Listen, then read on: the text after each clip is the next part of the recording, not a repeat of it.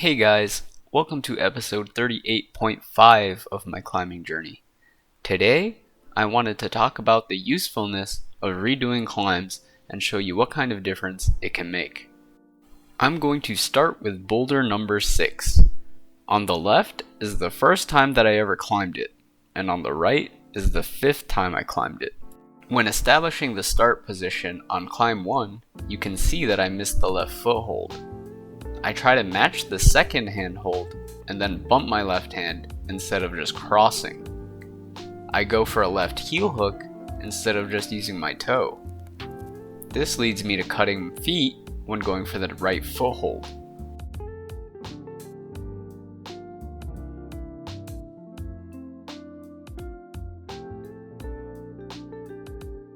When going for the match on the last hold, I let my foot dangle instead of smearing it high on the wall. This means that I have to control a bit of a swing. On a worst hold, I might have fallen off. So, the most obvious difference you might point out between these two clips is the beta. The beta I used in my 5th climb was clearly more efficient than the beta from my first climb. I spent less time on the wall and the moves were easier to execute. So how did redoing this climb improve my beta? The first thing I want to talk about is body position. Multiple climbs allowed me to spend more time figuring out what body position feels the best on each move. I think body positioning is one of the most important things in climbing, so experimenting with what positions work and why is invaluable to improving. This is also a great exercise for problem solving because you're focusing on solving each move rather than just the boulder as a whole.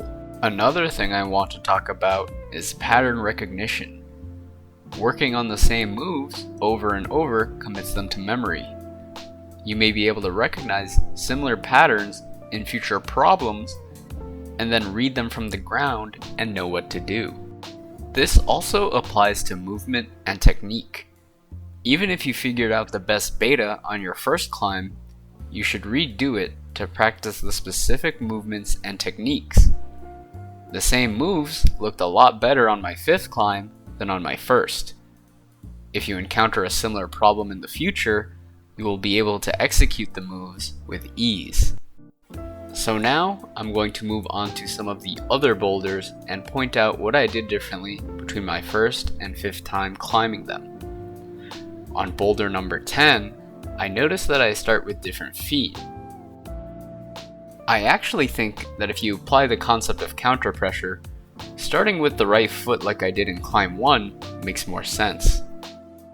I keep my hips square and choose to go for a big move with the right hand instead of getting a high right foot and drop kneeing. I don't think it was necessarily a bad move, but it probably is a lower percentage move that requires more strength. I fumble around with my feet a lot. Knowing where to put them would reduce my time on the climb by a lot. I keep my hips square again and make a big move with my left hand. On the last move, I actually do turn my hips in, but the position isn't great and I lose my left foot. The biggest thing I noticed about this climb was the time difference. I spent almost twice as long on the wall when I first climbed it. Another big takeaway is how square I climbed it the first time. I had to make bigger and less efficient moves. I also shuffled my feet around way too much, and they still usually ended up in suboptimal positions. Let's move on to boulder number 11. On the very first move, you can see that my hips were square on my first climb and turned in on my 5th. This applies to the second move as well. And then I take some time to figure out the proper foot positioning for the next move.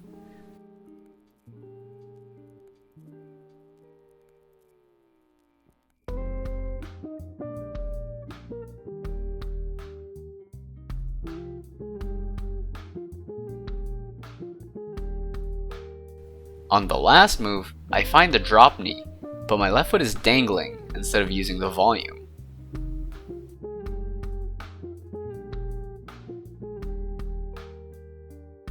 This boulder is very similar to the last one.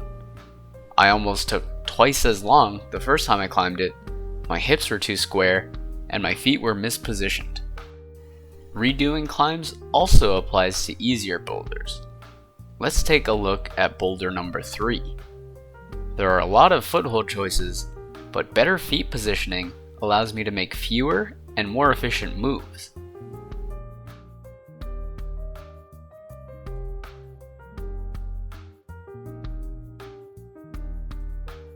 This was a short climb, but I still reduced my time on the wall by about 30%.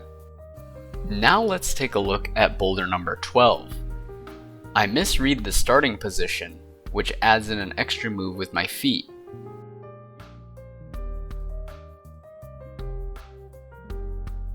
I decide to do the step-up move with my right foot, which adds in an extra foot swap. Stepping up with the right foot actually felt like a higher percentage move though. This is not necessarily bad.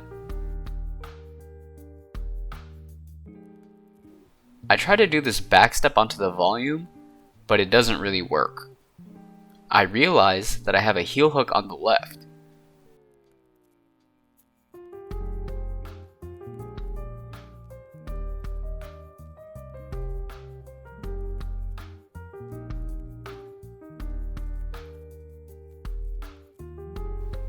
I move my left foot over too soon, and I'm not able to reach the last hold. I have to foot swap to get my right hand on the last hold, and then foot swap again to match. I hope you can see a trend here. On my first climb, I spent over double the amount of time on the wall, and my feet were disgustingly mispositioned. I hope this video shows you the value of repeating climbs and improving your body positioning and practicing movements and techniques. But that's going to be the end of today's video. I hope you enjoyed. Please like, comment, subscribe, and I'll see you in the next one. Bye!